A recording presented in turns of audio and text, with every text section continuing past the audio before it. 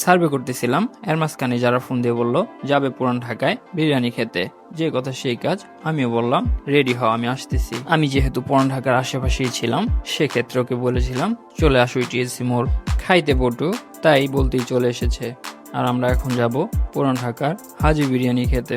হাজি বিরিয়ানি খেতে গেলে মনে হয় যে মাগনা খেতে এসেছি, কিন্তু টাকা দিয়ে খেতে হলেও এখানে লাইন ধরতে হয় প্রায় 40 মিনিটের মতো।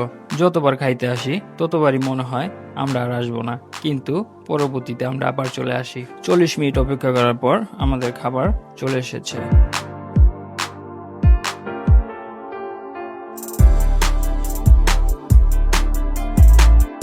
বিরিয়ানির পাশাপাশি বিউটি লাচ্চির কথা না বললেই নয়, কারণ বিউটি লাচ্চি অসাধারণ হয়। মামার হাতে যেন জাদু আছে।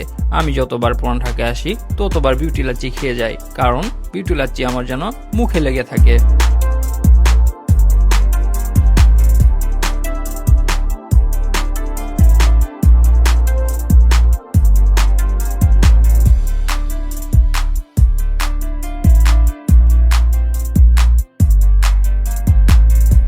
খাওয়া দাওয়া শেষ, এখন আমরা চলে যাচ্ছি বাসার দিকে।